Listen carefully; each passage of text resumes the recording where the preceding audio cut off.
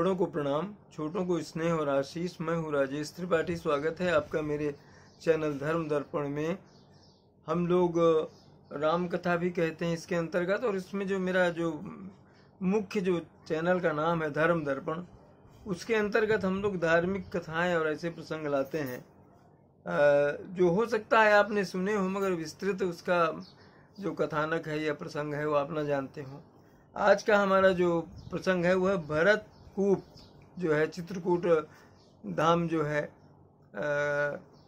भगवान राम ने वनवास का सबसे अधिक काल जहाँ के कामदगिरी पर बिताया, वहाँ उसी के नज़दीक ये भरत कूप है। भरत कूप में शीर्षक है हमारे आज के इसका, भरत कूप में स्नान करने से मिलता है सब तीर्थों का फल, मिटते हैं रोग। अब भरत कूप क्या है, क्यों है, क्या इसकी प्रासंगिकता है, इस पर ही हमारा आज का यह वीडियो है। उत्तर प्रदेश के चित्रकूट धाम जिले में है पावन तीर्थ भरत कूप। नाम से ही स्पष्ट है कि इस स्थान का किसी न किसी तरह से भगवान राम के भ्राता भरत से संबंध है। उत्तर प्रदेश की राजधानी लखनऊ से लगभग 200 किलोमीटर की दूरी पर स्थित बांदा जिला है। बांदा से सड़क पथ से पावन धाम चित्रकूट की ओर जाते समय मार्ग में ही पड़ता है भरत कूप, जो एक पावन तीर्थ स्थल है। यहाँ यूँ तो रोज तीर्थयात्रियों की भीड़ रहती है, लेकिन मकर संक्रांति के दिन यहाँ बड़ा मेला लगता है और दंगल का भी आयोजन किया जाता है। इसके अतिरिक्त प्रति रविवार को और हर सप्तमी को यहाँ तीर्थयात्रियों का समागम होता है। मान्यता है कि भरत कूप का जल चमत्कारिक है। इससे स्नान करने पर सभी तीर्थों का पुण्य तो मिलता ही है, साथ ही अनेक रोगों से भी मुक्ति मिलती है। मकर संक्रांति के दिन इस कूप के जल से स्नान करने से विशेष पुण्य फल मिलता है, क्योंकि इस कूप में सभी तीर्थों और पवित्र नदियों का जल समाहित है। यहाँ यह बताना भी अप्रासंगिक नहीं होगा कि 2020 में अयोध्या में हुए राम जन्मभूमि मंदिर के शिलान्यास के भूमि पूजन के लिए भरत कूप से भी जल ले जाया गया था। लोगों की ऐसी आस्था है कि जो भी सप्तमी, रविवार और मकर संक्रांति पर स्नान करता है भरत कूप में, उसे मोक्ष की प्राप्ति होती है। इस भरत कूप का संबंध भगवान राम के वनवास काल में चित्रकूट के सर्वाधिक समय बिताने और उन्हें मनाने चित्रकूट आए भाई भरत से है। ये कथा प्रसंग वहां से जुड़ता है।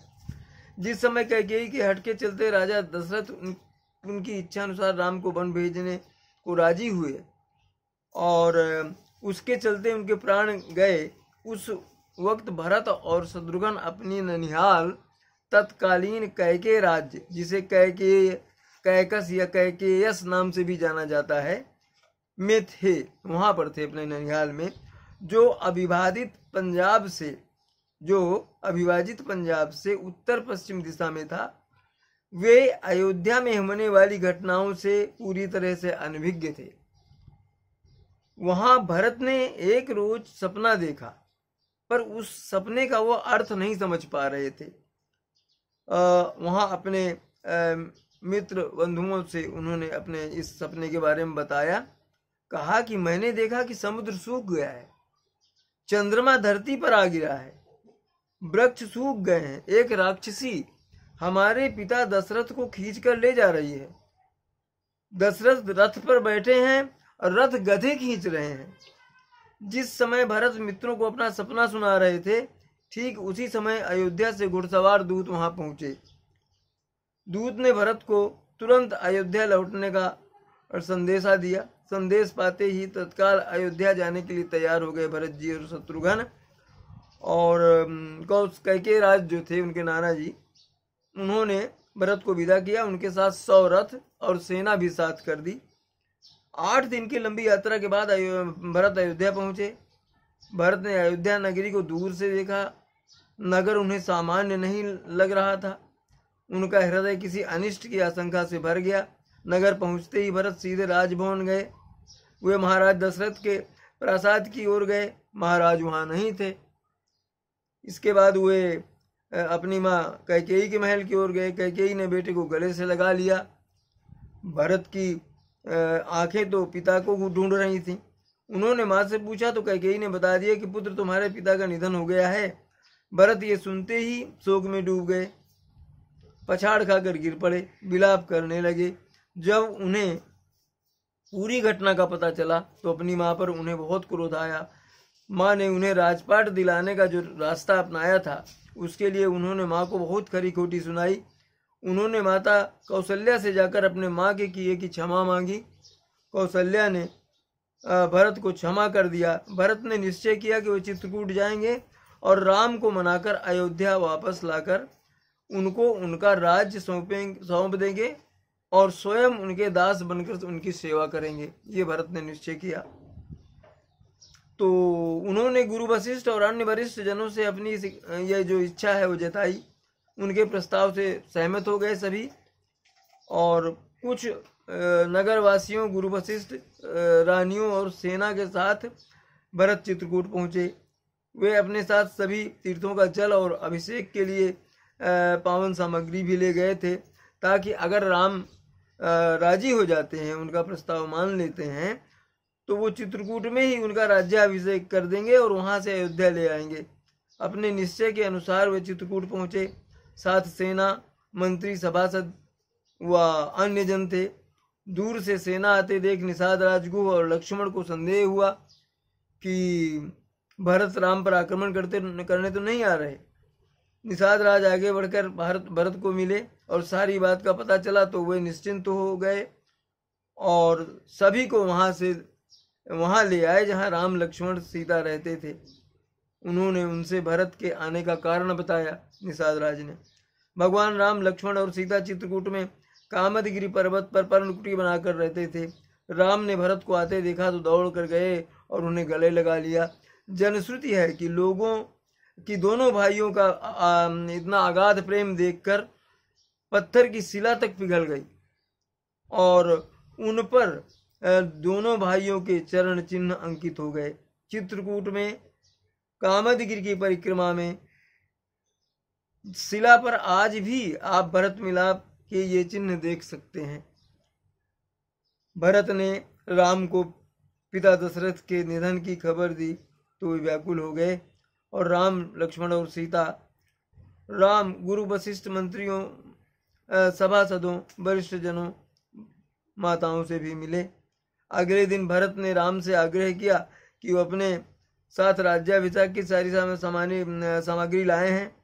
राम उनको राज्याभिषेक की अनुमति दें और फिर अयोध्या लौटकर अपना राज्य संभालें।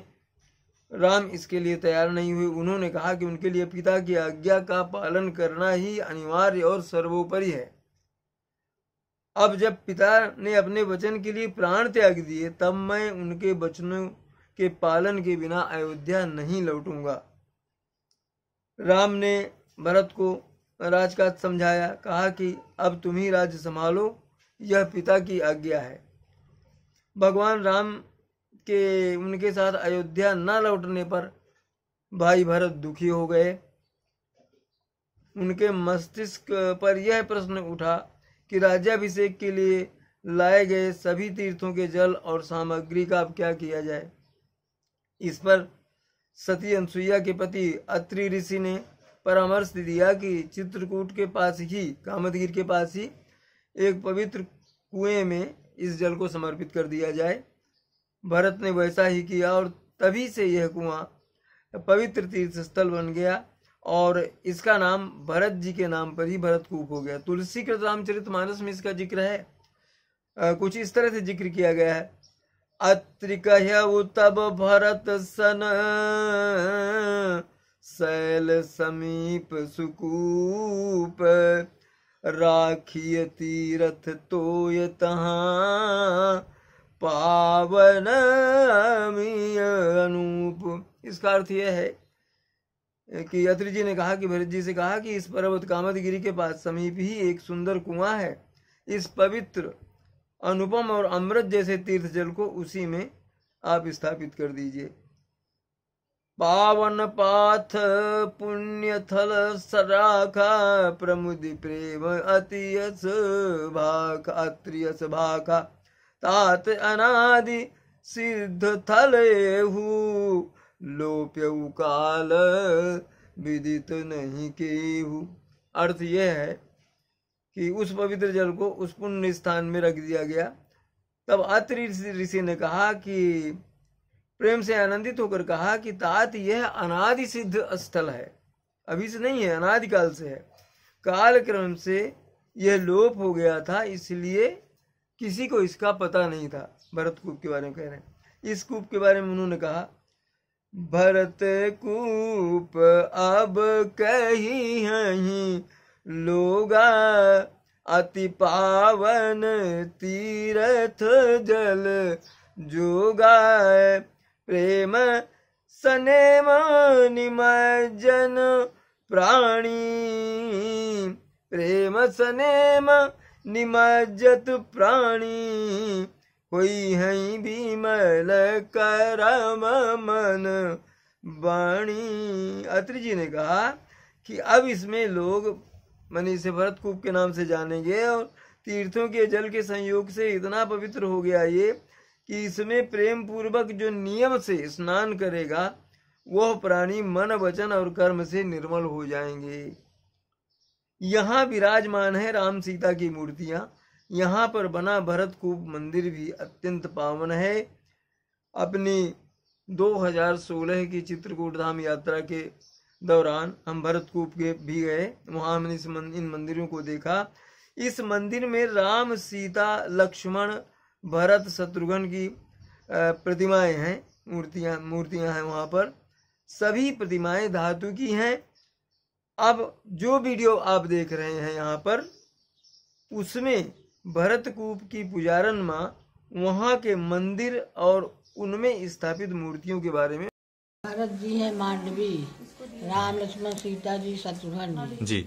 ये कूप है सतयुग का, सब तीर्थों का जल भरत जी ने ला के इस कूप में डाला है, तब से हो गया। राम जी के राज्याभिषेक के लिए लाए थे। हाँ, वही सामग्री लेके भगवान के आए कि रात तिलक यहीं कर देंगे, तो भगवान रात तिलक नहीं करवाए, वही सब सामग्री लेके अत्रि मुनि की आज्ञा से इसी कुंड में डाला, कूप में। अच्छा, तब से हो गया भरत कूप। तभी की मूर्ति है भरत मांडवी। अच्छा, यहाँ किन की मूर्ति है? भरत जी मांडवी पीछे। अच्छा, अच्छा, और सामने राम लक्ष्मण सीता जी शत्रुघ्न जी। हाँ, शत्रुघ्न जी। छोटी मूर्ति है सीता जी के पास जी। ठीक है, धन्यवाद। बता रही हैं। वास्तुशिल्प के आधार पर मंदिर काफी प्राचीन है। माना जाता है कि बुंदेल शासकों के समय इस मंदिर का निर्माण हुआ था। कुएं में नहाने से असाध्य रोग मिटते हैं, ऐसा माना जाता है। इस कूप में स्नान करने वाला भगवान राम के प्रताप से मृत्यु के पश्चात स्वर्गगामी होता है, ऐसी भी लोगों की धारणा है, और मोक्ष को प्राप्त होते हैं लोग। मकर संक्रांति में यहाँ लाखों लोग आते हैं। यहाँ मकर संक्रांति के मौके पर 5 दिन का मेला लगता है। इस कूप में स्नान करने वाला भगवान राम के प्रताप से, जैसा कहा गया, स्वर्गवासी होता है। इस कूप में स्नान कर तीर्थ यात्री पुण्य लाभ प्राप्त करते हैं।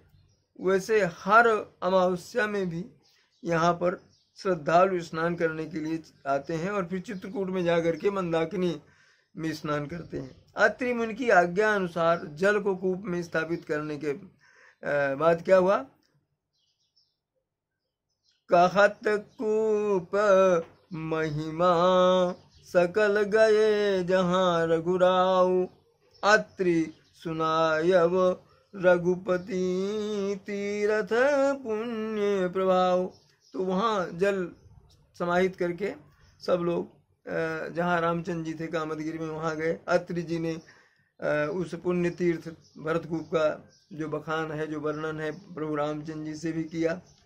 कहत परम इतिहास सप्रीति, भयउ भोर निमि भयउ भोर निशिसो सुख बीति, नित्य निबाहि भरत दो भाई, राम अत्रिपुर आय सुप राम अत्रि गुरु आय सुपाई।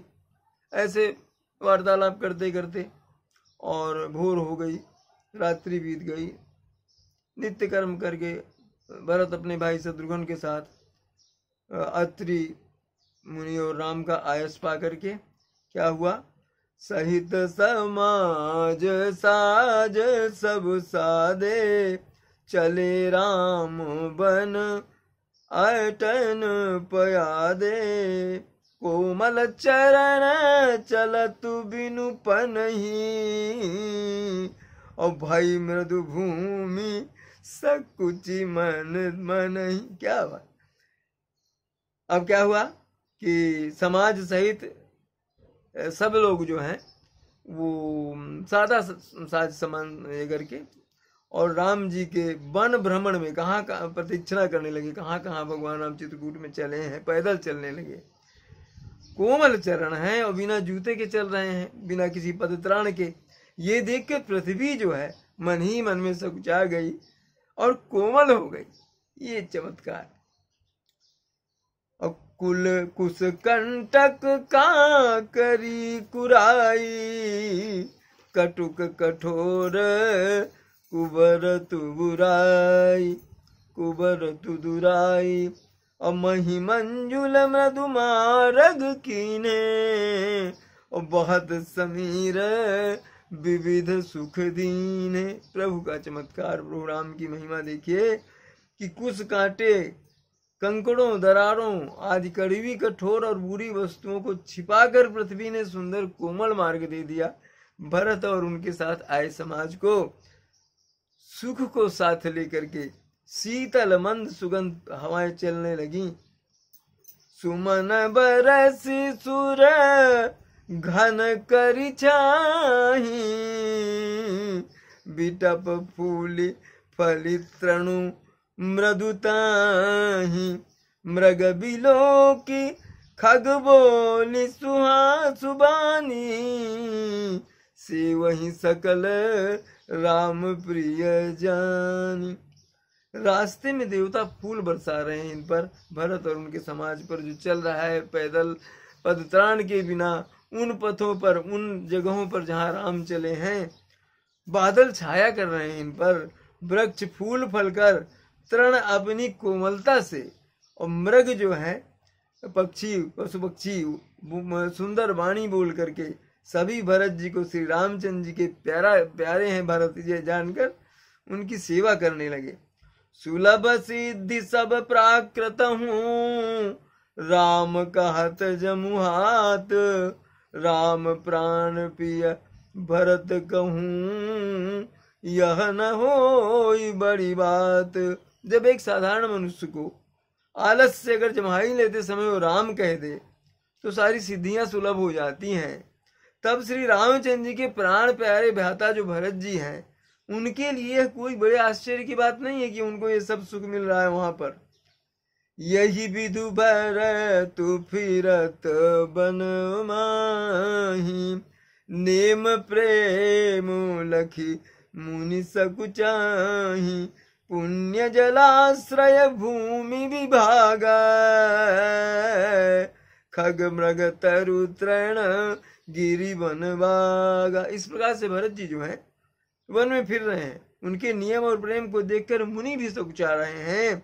पवित्र जल के स्थान, नदी, बावली, कुंड आदि जो है पृथ्वी के पृथक पृथक भाग, पक्षी, पशु, वृक्ष, तृण, पर्वत, वन, बगीचे जितने भी हैं, देखे थल तीरथ सकल भरत देखे थल तीरथ सकल भरत 5 दिन मांझ, कहत सुनत हरिहर सुजसु, गयबु दिवस भई सांझ। भावार्थ ये हुआ इसका कि भरत जी ने 5 दिन में सारे तीर्थ स्थान देख लिए चित्रकूट के आसपास के। भगवान विष्णु और महादेव जी का सुंदर ये कहते सुनते 5वां दिन भी बीत गया, संध्या हो गई। अब हुआ ये कि भरत बार बार राम से लौटने का आग्रह करते रहे। हर बार पूरी विनम्रता और दृढ़ता के साथ इसे भगवान राम अस्वीकार करते रहे। भरत निराश हो गए। जब राम लौटने को तैयार नहीं हुए तो भरत ने भी कहा, मैं भी खाली हाथ नहीं जाऊंगा, आप मुझे अपनी खड़ाऊं दे दें, मैं 14 वर्ष उसी की आज्ञा से, खड़ाऊ की आज्ञा से राजकाज चलाऊंगा। भरत का यह आग्रह राम ने स्वीकार कर लिया, अपनी खड़ाऊ दे दी।